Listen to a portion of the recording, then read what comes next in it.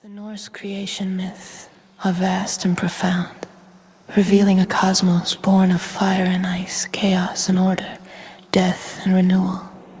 At the heart of these stories lies not only the powerful actions of the gods, but also the enduring influence of the goddesses, forces of creation and transformation who guide the world's evolution. While Odin, Vili, and Ve are celebrated for slaying the primordial giant, Ymir and forging the realms, the goddesses weave the subtler yet equally essential threads of life, fate, and the cycles of the cosmos. The creation begins with Ginnungagap, the yawning void that existed before time, flanked by the searing flames of Muspelheim to the south and the frozen mists of Niflheim to the north. It is from the mingling of these opposing forces that Ymir, the first giant, and the primordial cow Audhumla came into being. Audhumla, in turn, nurtures Ymir and licks the salty ice, revealing the first god, Búri, the ancestor of Odin and his brothers. While these early events are dominated by primal, elemental forces, the seeds of the divine feminine are already present in the balance between sustenance, creation, and destruction. As the cosmos expands, the goddesses emerge as essential figures in shaping the world's Freya, representing love, fertility, and the life force embodies the creative energy that drives growth and renewal across the 9 realms. It is Freya's role as a Vanir goddess rooted in the earth and the cycles of nature that ensures the continuity of life in Midgard and beyond. Her mastery of Sage, the magic of fate and transformation, aligns her directly with the forces that govern existence itself, intertwining her with the very fabric of creation. The Norns, Urd, Verdandi, and Skuld further illustrate the centrality of the feminine in Norse creation myths. Dwelling at the roots of Yggdrasil, the world tree, they spin and weave the threads of fate, determining the destiny of gods and mortals alike. Urd represents the past, Verdandi the present, and Skuld the future, forming a triad that anchors the Norse understanding of time and existence. Without their work at the well of Urd, the great tree would wither, and the balance of the cosmos would collapse. The role of goddesses in creation is not limited to life but extends to death, and its transformative power, Hel, daughter of Loki and ruler of the underworld, governs the realm where those who die outside of battle come to rest. While her domain is often viewed as grim, it is also one of necessity and equilibrium. How ensures the flow of life and death continues, her influence a reminder that creation cannot exist without destruction, and that endings are as sacred as beginnings. Even in their absence, the goddesses' influence is palpable in creation myths. Their roles reflect the Norse view of the cosmos as a delicate interplay of opposing forces, each requiring balance and harmony, where Odin wields the spear of sovereignty and Thor swings the hammer of protection. The goddesses wield the softer yet equally vital tools of sustenance, nurturing and foresight. Together, they form the dualities that sustain the world, life and death, growth and decay, chaos and order. By understanding the role of goddesses in creation, we uncover the deeper layers of Norse mythology, where power is not solely defined by conquest, but by the nurturing and sustaining forces that make life possible. These myths remind us that the divine feminine is a cornerstone of the cosmos, a vital force, as ancient and enduring as the realms themselves. Before the worlds were formed, before the gods or mortals walked the realms, there was Ginnungagap, the yawning void. This vast, unfathomable chasm existed in a timeless state, the primordial silence between the realms of fire and ice. It was neither warm nor cold, neither light nor dark. It was a liminal space brimming with potential yet devoid of form. Ginnungagap was not merely a void. It was the fertile ground from which all existence would spring. A sacred emptiness poised on the cusp of creation. On one side of Ginnungagap lay Muspelheim, the land of unquenchable fire, its flames leaping and roaring in restless chaos. To the north was Niflheim, a realm of piercing cold and swirling mists, where frost and ice spread endlessly between these two opposing forces stretched Ginnungagap. Space of profound neutrality, where the extremes of heat and cold would one day meet. It is in this confluence of opposites that creation began, as the heat of Muspelheim reached across Ginnungagap to meet the icy breath of Niflheim. The frost began to melt, dripping into the void. From this mingling of fire and ice came Ymir, the primordial giant whose immense form would serve as the raw material for the creation of the cosmos. Alongside Ymir, the great cow Audhumla emerged, licking the salt from the ice and nurturing Ymir with her milk. These first beings were born of Ginnungagap's silent potential. The void transformed into life by the union of opposing forces. In the mythology of the Norse, Ginnungagap represents more than just a physical space.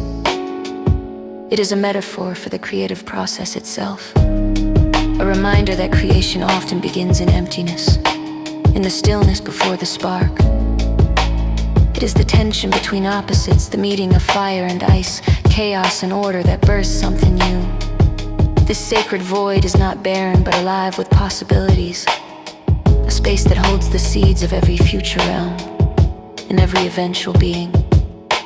The goddesses of Norse mythology are deeply tied to this concept. Freya, with her mastery of sage, embodies the creative power that turns potential into reality, weaving together threads of fate much like fire and ice once combined in Ginnungagap. The Norns, who dwell at the base of Yggdrasil, echo this primordial act of creation as they spin the fates of gods and men from the raw materials of time itself. Hell, too, reflects Ginnungagap's duality, ruling a realm that is both an end and a beginning, a place of rest and transformation. In Ginnungagap, we find the foundation of the Norse cosmos, a reminder that creation is born not from ease but from tension, not from abundance but from the delicate balance of extremes. It is the sacred emptiness that precedes life, the void that holds the promise of all that will come to be. In honoring Ginnungagap, we honor the goddesses and the forces that continue to weave creation from chaos, sustaining the 9 realms and the eternal cycles of existence.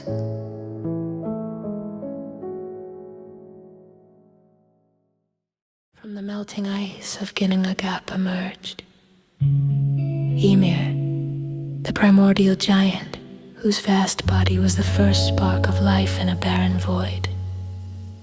Ymir was not a creator in the deliberate sense, but a force of raw potential, the chaotic foundation upon which the worlds would be built. Born alongside, Ymir was the great cow, Audhumla, whose nourishing milk sustained him in the empty void. Ymir's existence was immense, primal and unrefined, a living embodiment of chaos destined to be both a beginning and an end. As Ymir slept, his body became fertile ground for new life. From the sweat of his armpits sprang the first male and female giants, and from the rubbing of his feet came another. These beings were the ancestors of the Jotnar, the race of giants that would forever stand in opposition to the gods. Yet Ymir's unchecked vitality was not destined to endure. It was his death that would bring true creation. The gods of the Aesir, led by Odin and his brothers Vili and Ve, saw in Ymir the potential to create order from chaos. They rose against the giant, slaying him in a great and bloody act of cosmic violence. The sacrifice marked the first transformation of life into something greater, a cycle that would echo throughout Norse mythology. Ymir's massive body became the raw material for the 9 realms. From his flesh, the gods formed the earth, solid and strong beneath their feet. His blood poured forth to become the seas, rivers, and lakes, flooding the void with life-giving water. His bones became mountains, jagged and enduring, rising toward the skies. His teeth and broken shards of bone formed stones and pebbles. From his skull, the gods fashioned the dome of the heavens, held aloft by 4 dwarves named Nordri, Sudri, Estri, and Vestri, representing the cardinal directions. His brains became the clouds that drift across the skies, and his hair was woven into forests that would shelter and sustain life. The divine act of Ymir's dismemberment was not merely an act of destruction, but but a moment of profound creation. From his body, the gods shaped the world of Midgard, the home of humankind, placing it at the center of the 9 realms encircling Midgard. They set a great sea, its edges marked by Jormungandr, the world serpent, a reminder that even in the ordered cosmos, chaos still lurks. The goddesses played an essential role in ensuring that Ymir's sacrifice was not in vain. While Odin and his brothers shaped the physical world, the Norns wove fate into its fabric, ensuring that the realms would endure and thrive. Freya's influence is felt in the fertility and beauty of Midgard, her essence imbued in the lush fields and forests that sprang from Ymir's hair. Even Hel, ruler of the underworld, represents the cycles of life and death set in motion by Ymir's sacrifice, ensuring that life continues by making room for renewal. Ymir's death and the birth of the worlds reflect one of the central truths of Norse mythology. Creation requires sacrifice. It is through the giving of life, whether willingly or by necessity, that the universe finds order and sustenance. The act of taking Ymir's body and transforming it into something new is mirrored in countless myths, where endings lead to beginnings and destruction paves the way for growth. Ymir's story is not one of tragedy, but of transformation, a reminder that even chaos has its place in the grand design. His sacrifice became the foundation of the 9 realms, and his presence endures in every stone, stream, and mountain of Midgard.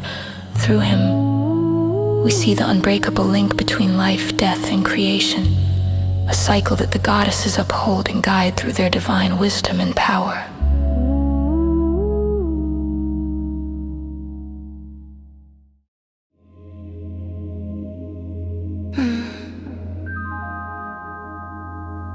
The Shield Maidens of Viking lore are among the most iconic figures of Norse culture,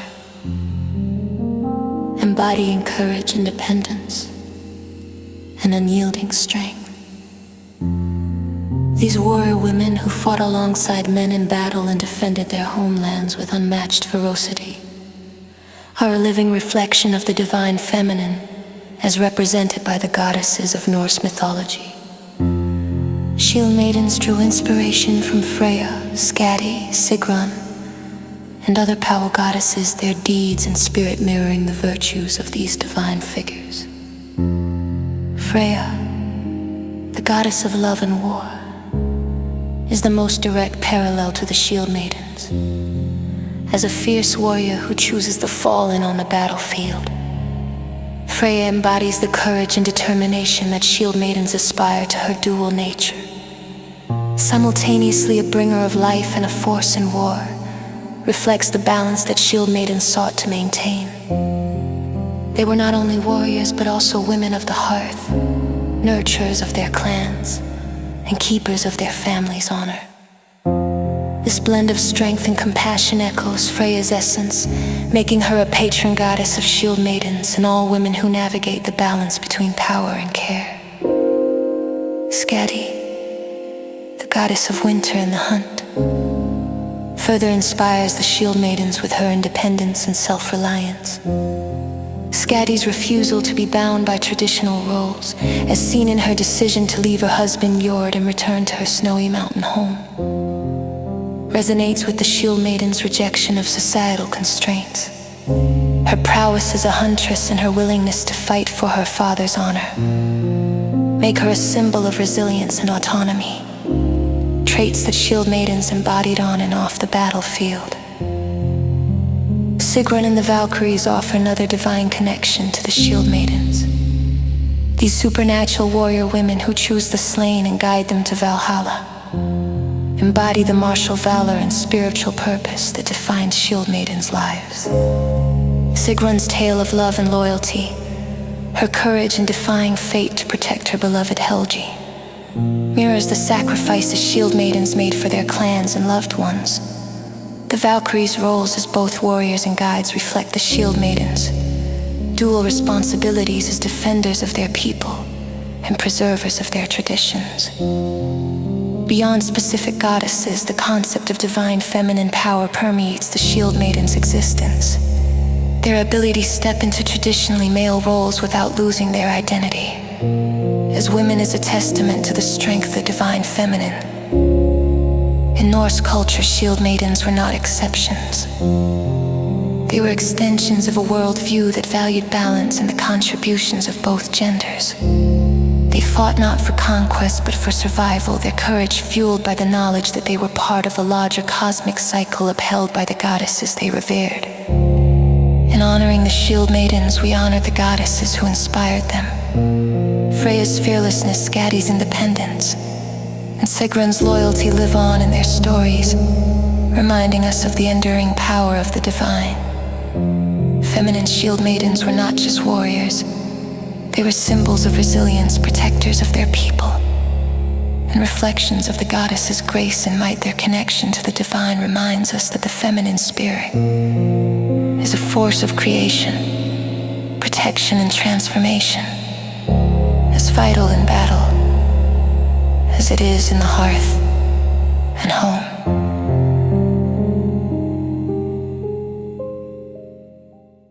At the heart of Norse mythology stands Yggdrasil, the great world tree whose branches and roots span the entirety of existence. Yggdrasil is more than a tree. It is the axis of the cosmos, the sacred structure that connects the 9 realms and sustains the delicate balance between them, while its towering branches reach toward the heavens. It is the roots of Yggdrasil that anchor the worlds, drawing wisdom, sustenance, and fate from the sacred wells below. Yggdrasil has 3 mighty roots, each reaching into a different realm and connecting it to the great wells that sustain existence. These roots are not merely physical. They represent the interconnectedness of all life and the enduring cycles of time, creation, and renewal. The roots bind the realms to one another and to the divine forces that govern them. The first root reaches into Asgard, the realm of the Aesir, where it draws from the Well of Erd. This well, named after the Norn Erd, symbolizes the past and is tended by the Norns themselves. Erd, what was, Verdandi, what is, and Skull, what will be. Together the Norns weave the threads of fate, ensuring the cosmic order is maintained. As they water the roots of Yggdrasil with the life-giving waters of the Well of Erd, they preserve the tree's vitality, making their work essential to the survival of the cosmos. The Norn's presence at this root emphasizes the divine feminine's role in shaping and sustaining existence. The second root stretches into Jotunheim, the land of the giants, where it draws from Mimisbrunner, the Well of Mimir. This well is a source of infinite wisdom, guarded by the enigmatic Mimir. A figure renowned for his unmatched knowledge, Odin himself sacrificed one of his eyes to drink from this well, seeking the wisdom necessary to lead the Aesir and navigate the unfolding events of Ragnarok.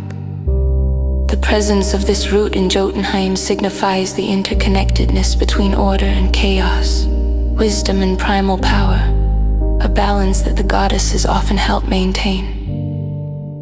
The third root plunges into Niflheim, the realm of ice and mist, where it taps the spring Hvergelmir.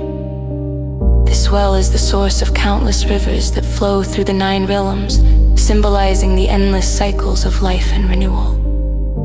It is also guarded by the dragon Nidhogg, who gnaws at the root in an eternal act of destruction.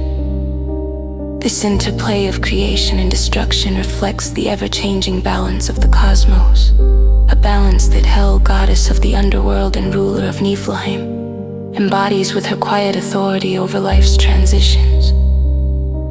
The roots of Yggdrasil are not without their challenges. Nidhogg's relentless chewing threatens to weaken the tree, while other creatures like the mischievous squirrel Ratatoskr carry messages that fuel discord between the realms.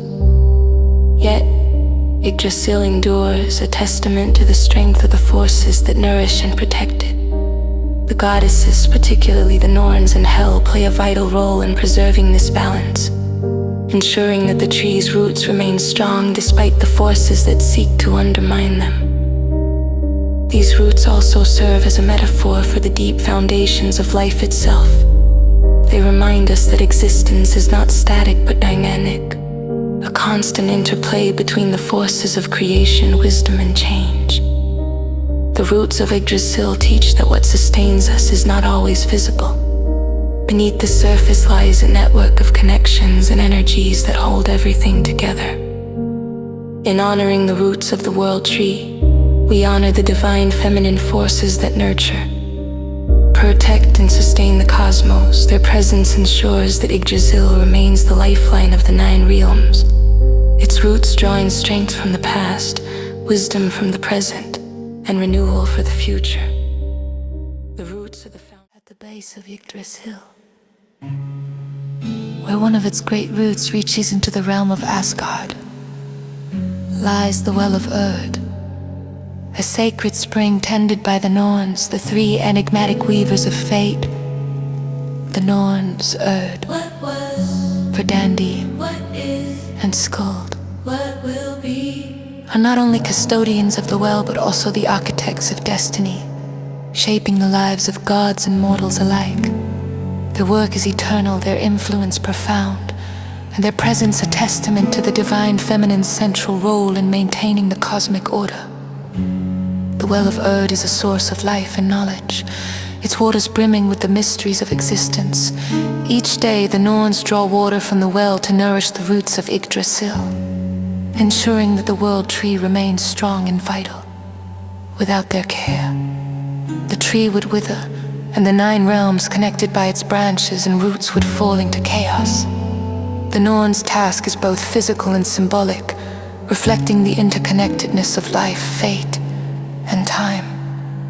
The well itself represents the past, an eternal repository of all that has been. Its waters are a reflection of history, holding the stories and deeds of gods, giants, and mortals. Yet, in the hands of the Norns, the past is not a static record but a living force that shapes the present and influences the future.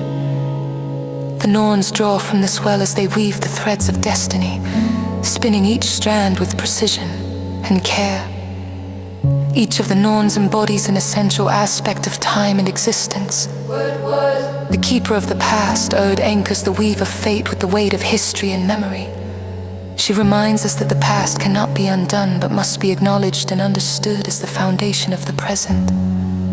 The Norn of the present, Verdandi works in the moment, weaving the threads into the ever-changing tapestry of now. Her presence teaches the importance of action and awareness in shaping what comes next. Representing the future, Skuld holds the possibilities and inevitabilities of what lies ahead. Her role is not merely to predict but to guide, ensuring that the threads align with the broader balance of the cosmos. The work of the Norns is a reminder that fate in Norse mythology is not an abstract concept but a tangible force woven into the fabric of the universe. The threads they spin are delicate yet unbreakable, a testament to the resilience and interconnectedness of all things. Their craft is not one of control but of balance, an intricate dance between free will and the inevitable cycles of life. The influence of the Norns extends beyond their work at the well. They are called upon in moments of great significance, their presence felt when destinies are forged or irrevocably altered. Their guidance can be seen in the lives of gods and mortals alike, whether it is Odin seeking wisdom for the coming of Ragnarok or heroes navigating the trials of their quests. Yet, the Norns remain impartial, their weaving unaffected by pleas or prayers. They are not arbiters of morality but forces of inevitability, ensuring the cosmos remains in harmony. The Well of Erd and the Norns themselves are deeply tied to the divine feminine. Their role as weavers of fate mirrors the work of women in ancient Norse society, where spinning and weaving were essential crafts often imbued with spiritual significance.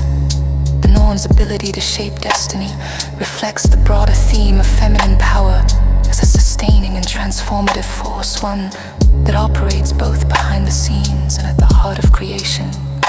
To honor the Norns and their sacred well is to recognize the importance of reflection, awareness, and preparation in navigating life's journey. Their work reminds us that while the threads of fate may seem predetermined, they are woven with care, precision, and a profound understanding of the interconnectedness of all things. The Norns are the guardians of destiny and the architects of time. Their presence at the well of Erd, ensure in the Yggdrasil. And the universe it sustains remains a thriving and balanced force in the eternal cycles of existence. Yggdrasil. The great world tree stands at the heart of Norse mythology as a symbol of interconnectedness and the eternal cycles of life, death, and renewal. Its branches and roots stretch across the 9 realms, touching every corner of existence and anchoring the cosmos in its vast, sacred expanse. Yggdrasil is not merely a tree. It is a living entity, an avumid force that sustains life, holds the balance of the universe, and reminds us of the inevitable rhythms of creation and transformation. The tree's role in life is profound as its roots draw nourishment from the 3 sacred wells that sustain existence. At the well of Erd in Asgard, the Norns weave the threads of fate, ensuring the continuity of life and guiding the paths of gods and mortals. From Mimisbrunner in Jotunheim, the well of wisdom, the tree absorbs the knowledge and foresight necessary for navigating the future. In Niflheim, the spring Virgelmir sends forth rivers that flow through the 9 realms, symbolizing the life force that nourishes all beings.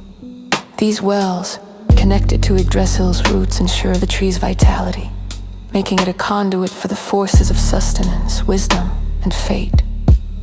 The divine feminine is deeply entwined with Yggdrasil's life-giving role. Freya, goddess of fertility, imbues the tree with her nurturing essence, her influence seen in the lush fields of Midgard and the vibrant flora that springs from Yggdrasil's roots. Air, the healer, draws upon the tree's vitality to mend and restore, her presence a reminder of the regenerative powers that flow through Yggdrasil. The tree's enduring strength reflects the feminine capacity to create, sustain, and nurture, ensuring the survival and prosperity of all life. Yet, Yggdrasil also holds a central place in the mysteries of death.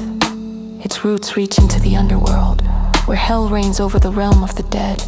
Helheim is not a place of torment, but a domain of transition, a space where the departed rest and await renewal. The dragon Nidhogg gnaws endlessly at one of the tree's roots, embodying the destructive forces that are an inescapable part of existence. This interplay between life and death, growth and decay, is an essential aspect of Yggdrasil's nature, illustrating that destruction is not an end, but a necessary precursor to rebirth. The tree's role in renewal is most evident in its enduring presence throughout the cycles of time, and even in the face of Ragnarok, as the prophecy of Ragnarok foretells the end of the world will bring immense destruction. Yggdrasil itself will tremble as the realms collapse in chaos. Even amid this devastation the world tree endures, it becomes a sanctuary for new life as the human survivors Lif and Lifthriser take shelter within its protective embrace. From these survivors, the world will be renewed, and life will begin again. Yggdrasil is thus a symbol of hope, a reminder that even in the darkest times, renewal is possible, and the cycles of existence will continue. In its totality, Yggdrasil represents the interconnectedness of all things. Its branches touch every realm, its roots draw from the sacred wells, and its presence binds the cosmos together. This interconnectedness reflects the feminine principle of unity and balance, where seemingly opposing forces, life and death, chaos and order, destruction and creation, exist in harmony. The role of Yggdrasil in life, death, and renewal is not only a cornerstone of Norse mythology, but also a timeless metaphor for existence itself. It teaches that life is sustained by connection, that death is a gateway to transformation, and that renewal is inevitable, even in the face of endings. In honoring Yggdrasil, we honor the divine forces that sustain and shape the cosmos, weaving their threads through the eternal cycles of being. Asgard, the shining realm of the Aesir, is a bastion of divine power, wisdom, and balance, located at the highest branch of Yggdrasil. Asgard is not only a physical domain, but a spiritual and symbolic center of order in the cosmos. It is here that the gods and goddesses gather to deliberate, forge alliances, and wield their influence over the 9 realms. While much of the mythology emphasizes the deeds of male gods such as Odin, Thor, and Loki, Asgard is also the home of the Norse goddesses whose wisdom, magic, and strength are integral to the realm's enduring splendor. The architecture of Asgard reflects its divine inhabitants. The realm is filled with resplendent halls, each belonging to a particular deity and embodying their unique essence. Odin's Valhalla, a vast golden hall, welcomes the spirits of fallen warriors who prepare for the final battle at Ragnarok. Baldur's radiant palace, Breidablik, symbolizes light and purity. Yet equally significant are the domains of the goddesses, which represent their enduring influence within Asgard and the cosmos. Freya's hall, Sessrumnir, is one of Asgard's most sacred spaces. Located in Folkvangard is a hall of beauty, warmth, and boundless love, where Freya welcomes half of the slain warriors chosen to dwell under her care. Unlike Odin's Valhalla, which emphasizes preparation for Ragnarok, Sessrumnir represents healing, rest, and the softer strength of renewal. Freya's presence in Asgard underscores her importance as a bridge between the Aesir and Vanir, as well as between the realms of life and death. Frigg, Odin's wife and queen of Asgard, rules over Fensalir, a hall of profound wisdom and foresight. Frigg is revered for her unparalleled knowledge of fate, a gift that rivals even Odin's, though she wisely keeps her secrets to herself. In Fensalir, Frigg oversees domestic harmony and is a protector of family and kinship. Her role in Asgard highlights the value of intuition and foresight, qualities essential to maintaining the realm's stability. Sif, the goddess of fertility and the harvest, does not have a hall of her own mentioned in the myths. Yet her influence in Asgard is undeniable. As Thor's wife, she represents the union of strength and sustenance. Her golden hair symbolizing the life-giving forces of the earth, Sif's presence in Asgard reflects the importance of prosperity and growth to the realm's enduring greatness. Other goddesses also contribute to Asgard's vibrancy and balance. Idun, the keeper of the golden apples that grant immortality, ensures the vitality of the gods and goddesses who dwell there. Her role is not merely one of physical sustenance, but also a reminder of the importance of renewal and preservation in the face of time's inexorable march. Air, the healer, resides in Asgard as a symbol of hope and restoration, her touch mending both the wounds of battle and the ailments of life. Saga, the goddess of storytelling, preserves the lore of the gods within her hall. Sakvabekur, where she and Odin share wine and recount the past, ensuring that wisdom endures across generations. Asgard is not only a realm of beauty and grandeur, but also a realm of preparation and defense. Its walls were famously constructed by a mysterious builder, who was ultimately foiled by the cleverness of Loki and the assistance of Svadilfari, a magical stallion. These towering fortifications symbolize the Aesir's vigilance in protecting the 9 realms, a task in which the goddesses play no small part. The goddesses of Asgard do not merely dwell within its walls, they are its lifeblood, ensuring the harmony and balance that sustain it as the seat of divine power. Through their wisdom, intuition, and nurturing strength, they uphold Asgard as a beacon of light and order in a universe filled with chaos. Each goddess contributes to the realm's identity, their unique powers and virtues reflected in the very fabric of the cosmos. Asgard is more than a home for the Aesir and goddesses. It is a symbol of divine unity, a place where strength and wisdom coexist to maintain the delicate balance of the 9 realms. The goddesses who reside there are not only its keepers, but its heart, their presence ensuring that Asgard remains an enduring sanctuary of power, grace, and harmony. Vanaheim, the mystical realm of the Vanir, is a land of beauty, abundance, and deep connection to nature's cycles. Unlike Asgard, the stronghold of the Aesir gods who represent war, sovereignty, and order, Vanaheim embodies fertility, prosperity, and harmony with the natural world. It is a realm rich with life, where the rivers run clear, the fields are ever bountiful, and the forests teem with vitality. Here, Freya, one of the most revered goddesses of Norse mythology, was born and shaped into the powerful and multifaceted deity who would bridge the worlds of gods and humans. The Vanir, who inhabit Vanaheim, are an ancient race of gods deeply connected to the earth and its cycles of growth and renewal. They are the stewards of fertility and magic, their influence ensuring the prosperity of the realms. Freya, along with her twin brother Freya and their father Njord, stands as a shining example of the Vanir's gifts. Freya's origins in Vanaheim imbue her with the attributes that define her: sensuality, beauty, love, and an unparalleled mastery of sage, the Norse art of magic and fate weaving. Vanaheim is not described in great detail in surviving texts, yet its essence is reflected in the character of the Vanir themselves as a land of fertility.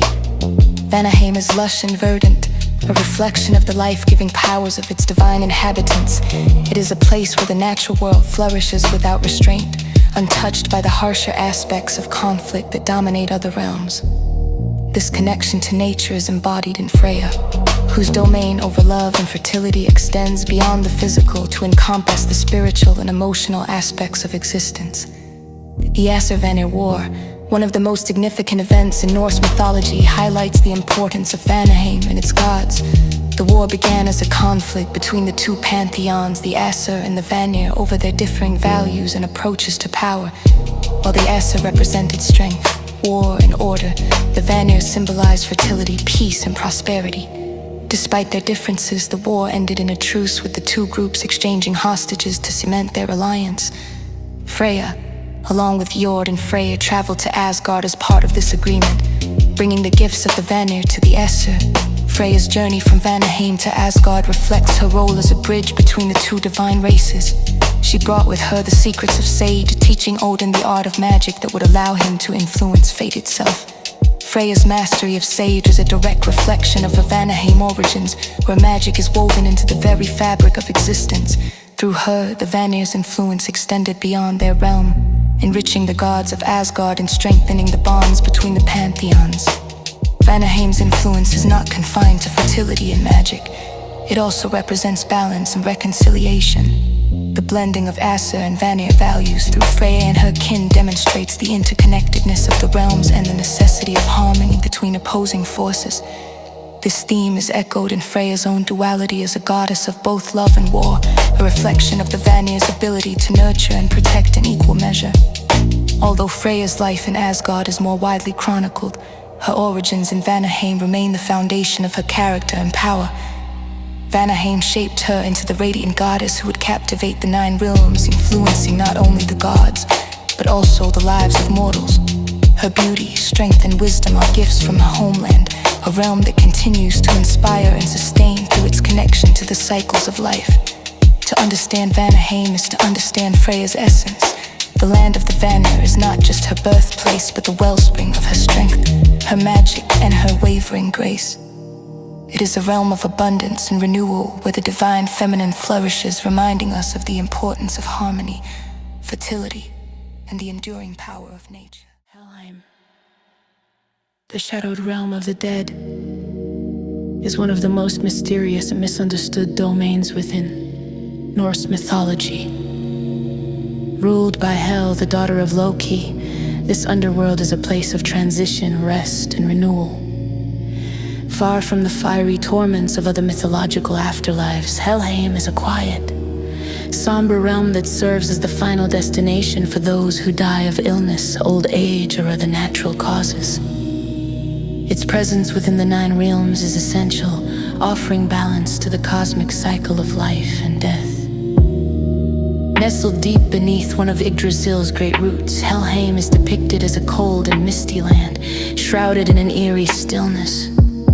The air is heavy, the sky is dim, and the land stretches endlessly, cloaked in shadows. It is not a place of suffering, but of solemnity, a stark contrast to the valor and celebration of Valhalla and Folkvanger. While the warriors who fall in battle join Odin or Freya, the souls who come to Helheim find peace in its quiet embrace, removed from the struggles of the living. Hel, the ruler of this realm, is as enigmatic as the land she governs. Half of her body is described as beautiful and radiant, while the other half is dark, decayed, and corpse-like. This duality reflects her role as the goddess of life's inevitable end, embodying both the fear and acceptance of death. Hel's authority is absolute within her kingdom, and even Odin respects her power. She presides over her realm with a detached yet unyielding presence, ensuring the proper flow of souls and the balance of the cosmos.